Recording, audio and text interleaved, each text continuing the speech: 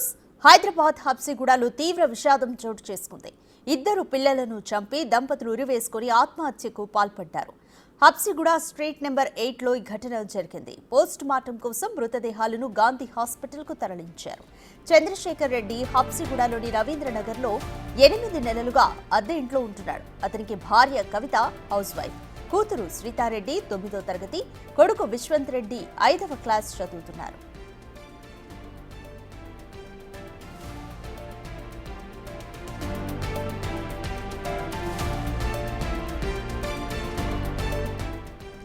అయితే చంద్రశేఖర్ రెడ్డి ప్రైవేట్ కాలేజీలో లెక్చరర్ గా జాబ్ చేసేవాడు. 6 నెలల కిందట ఉద్యోగం వదిలేశాడు.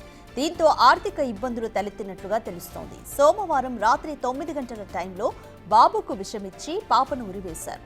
పిల్లలిద్దరూ చనిపోయారని నిర్ధారించుకున్న తర్వాత భార్యాభర్తలిద్దరూ చెరొక గదిలో ఉరివేసుకుని ఆత్మహత్య చేసుకున్నట్లు సీఐ రవీంద్ర నాయక్ తెలిపారు. చంద్రశేఖర్ రెడ్డి స్వగ్రామం మహబూబ్ నగర్ జిల్లా కడ్తాల్ మండలంగా గుర్తించారు. మృతదేహాలను గాంధీకి తరలించినట్లుగా చెప్పారు.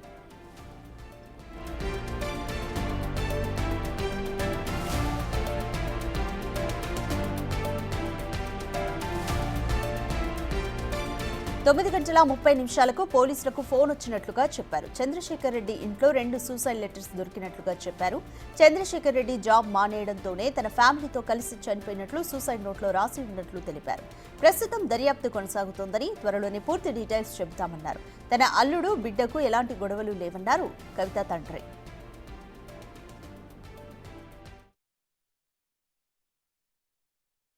తొమ్మిదిన్నరకి మా పోలీస్ స్టేషన్ నంబర్కి 100 డైల్ కాల్ రావడం జరిగింది. దాంట్లో ఏంటంటే ఇక్కడ హబ్సిగూడలో రవీంద్రనగర్ కాలనీలో ఒక ఫ్యామిలీ మొత్తం సూసైడ్ చేసుకుందని చెప్పేసి మాకు సమాచారం రాగానే మేము పోలీసులమంతా ఇక్కడ చేరుకొని లోపల ఇంట్లోకి పోయి విచారణ చేయగా దాంట్లో కొన్ని 2 లెటర్స్ దొరికినాయి. ఎవరైతే దీంట్లో డిసీజ్డ్ పర్సన్ చంద్రశేఖర్ రెడ్డి, ఈయనకు దాదాపు ఒక 42 సంవత్సరాలు ఉంటాయి. తర్వాత కవిత వీళ్ళ వైఫ్, ఈమెకు 35 ఇయర్స్ ఉంటుంది. ఈమె కూడా హౌస్ వైఫ్. ఈ చంద్రశేఖర్ రెడ్డి ఇంతకుముందు ప్రైవేట్ కాలేజీలో జూనియర్ లెక్చరర్గా చేస్తుండే. ఆ తర్వాత కొన్ని రోజుల క్రితం ఈయన జాబ్ మానేసిన తర్వాత ఈ ఫైనాన్షియల్ క్రైసిస్ ఏదో చాలా రోజుల నుంచి ఉన్నాయంట. సో ఆ సూసైడ్ నోట్లు ఏంటంటే నాకు చాలా క్రైసిస్ ఉన్నాయి, అందుకోసం నేను నా ఫ్యామిలీ తోటి సూసైడ్ చేసుకుని చచ్చిపోతున్నా అన్నట్టు కొద్ది ప్రాథమిక విచారణలో తెలిసింది. ఇప్పుడు కేసు కట్టేసి కేసు మీద దర్యాప్తు చేస్తాం. దీంట్లో నిజాలు ఫ్యూచర్లో ఇంకా మీకు తెలియపరుస్తాం. ఇప్పుడైతే ఆ 4 బాడీలని మేము అంబులెన్స్లో గాంధీ హాస్పిటల్కి షిఫ్ట్ చేయడం జరిగింది. కేసు చేసేసి తర్వాత ఈ కేసుని విచారణ చేపడతాం. దాని తర్వాత నిజాలు మీకు తెలియజేస్తాం. చూస్తే అదే విధంగా కనపడుతుంది. అక్కడ మార్క్స్ కూడా కనపడుతున్నాయి. ఫస్ట్ ఆ పిల్లల్ని ఇద్దరిని కూడా ఉరి వేసిన తర్వాతనే వీళ్ళిద్దరం చేసుకున్నట్టు మాకు కొంచెం అర్థమవుతుంది. అది కన్ఫర్మ్ చేస్తాం మేము.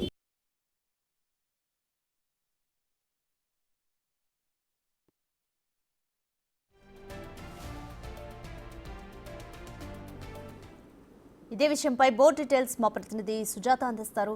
సుజాత, చంద్రశేఖర్ రెడ్డి అసలు జాబ్ మానేయడానికి గల కారణం ఏంటి? ఆర్థిక ఇబ్బందులతోనే సూసైడ్ చేసుకున్నారా? హబ్సిగూడలో నివాసం ఉంటున్నటువంటి చంద్రశేఖర్ రెడ్డి కుటుంబం నిన్న 9 గంటల ప్రాంతంలో సూసైడ్ చేసుకొని చనిపోయినటువంటి ఘటన చోటు చేసుకుంది.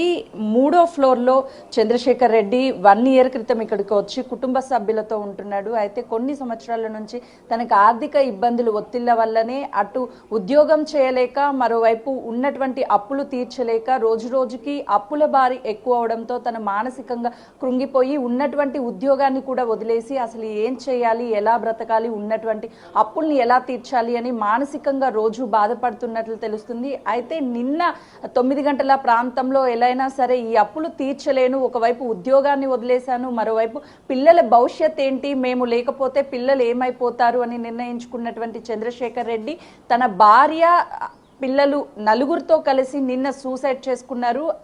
ఎంతసేపటికి డోర్లు తీయకపోవడంతో కిందే ఉన్నటువంటి వాళ్ళు పైకొచ్చి డోర్ కొట్టారు. అప్పటికే లోపల ఉరివేసుకొని చనిపోయినటువంటి కుటుంబ సభ్యులతో పాటు పిల్లల్ని కూడా ముందుగా హ్యాంగ్ చేసి ఆ తర్వాత వాళ్ళు చనిపోయారు అని చెప్పి నిర్ధారించిన తర్వాతే భార్యాభర్తలు ఇద్దరు కూడా చనిపోయినట్లు పోలీసులు చెప్తున్నారు. గతం నుంచి ఆర్థిక ఇబ్బందులే వీళ్ళని ఎక్కువ మానసికంగా కృంగతీయడంతోనే సూసైడ్ చేసుకున్నట్లు పోలీసులు చెప్తున్నారు. చంద్రశేఖర్ రెడ్డి మామ మాట్లాడుతూ వాళ్ళకి ఆర్థిక ఇబ్బందులు ఉన్నాయని ఎప్పుడూ మాతో చెప్పలేదు, ఎప్పుడూ భార్యాభర్తలు ఎంతో సంతోషంగా ఉండేవాళ్ళు. 1 year క్రితమే ఈ హబ్సిగూడలోని ఈ ఇంట్లోకి వచ్చారు. అప్పటి నుంచి వాళ్ళు పిల్లలతో కావచ్చు, భార్యతో కావచ్చు ఎంతో సరదాగా గడుపుతున్నటువంటి సమయంలో 6 నెలల క్రితమే ఒక ప్రైవేట్ కాలేజ్లో లెక్చరర్గా పనిచేస్తూ మానేశాడు. అప్పటి నుంచి తను ఆర్థిక ఇబ్బందులో కొద్ది మేరకు ఉన్నప్పటికీ డబ్బులు ఎక్కడైనా కావాలి అంటే చిన్న చిన్న అమౌంట్ని ఇస్తూ ఉండేవాళ్ళం తప్ప ఎక్కడా తనకి ఇబ్బంది గురించి మాతో చెప్పలేదు అని చెప్పి చెప్తున్నారు. ఒకే కుటుంబంలో ఆర్థిక ఇబ్బందుల వల్ల చిన్న పిల్లల్ని ముందుగా హ్యాంగ్ చేసి చనిపోయారని నిర్ధారించిన తర్వాత తల్లిదండ్రులు ఇద్దరు కూడా చనిపోవడంతో ఇప్పుడు అందరినీ కలిసివేస్తుంది. కుటుంబ సభ్యులు బోరున విలపిస్తున్నారు. పిల్లలకి ఎంతో భవిష్యత్తు ఉంది, అప్పులు ఉంటే తీర్చుకోవాలి, కానీ ఇలా హ్యాంగ్ చేసుకొని చనిపోయి పిల్లల్ని చంపేయడం చాలా బాధాకరము అని చెప్పేసి వాళ్ళ ఆవేదన వ్యక్తం చేస్తున్నారు. ప్రస్తుతం మీ ఇంట్లో అయితే ఎవరూ లేరు. అంటే సంవత్సరం క్రితం ఇక్కడికి వచ్చినప్పుడు తనకి ఉన్నటువంటి ఫైనాన్షియల్ ప్రాబ్లమ్స్ అన్నీ కూడా ఎవరితో షేర్ చేసుకునేవాడు కాదు, తనకి తానే మానసికంగా ఎప్పుడూ ఆలోచిస్తూ బాధపడుతూ ఉండేవాడు అని చెప్తున్నారు. నిన్న పోలీసులకు సమాచారం అందిన వెంటనే ఇక్కడికి చేరుకొని క్లూస్ టీమ్ అన్ని ఆధారాలని సేకరించింది. పోలీసులు కూడా కేసును నమోదు చేసుకొని దర్యాప్తు చేస్తున్నారు. ప్రస్తుతం చంద్రశేఖర్ రెడ్డి మృతదేహాలని గాంధీ హాస్పిటల్కి తరలించారు. సొంత గ్రామమైన కల్వకుర్తికి కూడా ఈరోజు పోస్ట్ మార్టం అనంతరం కూడా తరలించే అవకాశం ఉంటుంది. వీళ్ళు కేవలం ఫైనాన్షియల్ గా ఇబ్బంది పడుతూనే సూసైడ్ చేసుకున్నట్లు ఆ టైంలో లోపల నుంచి ఎలాంటి అరుపులు రాకపోవడం వల్ల ఎవరికి ఎలాంటి అనుమానం రాలేదు.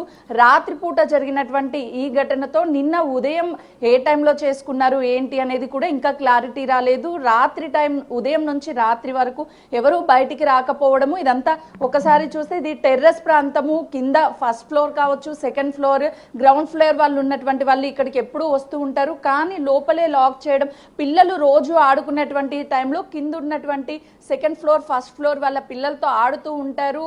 కిందకి వెళ్తూ కింద వాళ్ళు పైకి వస్తూ ఎప్పుడూ సందడిగా ఈ ప్రాంతం కనిపిస్తూ ఉంటుంది. కానీ నిన్న ఉదయం నుంచి సాయంత్రం వరకు వాళ్ళ పిల్లలు కూడా బయటికి రాకపోవడం వల్ల కింద ఉన్నటువంటి వాళ్ళకి అనుమానం రావడం, ఆ తర్వాత పైకి వచ్చి డోర్ కొట్టినప్పటికీ ఎంతసేపటికి డోర్ తీయలేదు. ఇదే ప్రాంతంలో తమ పిల్లలతో సరదాగా గడుపుతూ ఉంటారు చంద్రశేఖర్ రెడ్డి కుటుంబ సభ్యులు. కానీ ఈ ప్లేస్లో నిన్న సాయంత్రం వాళ్ళు ఆడడానికి కానీ లేకపోతే స్కూల్కి కానీ అసలు బయటికి రాకపోవడంతో పలు అనుమానాలు వచ్చాయి.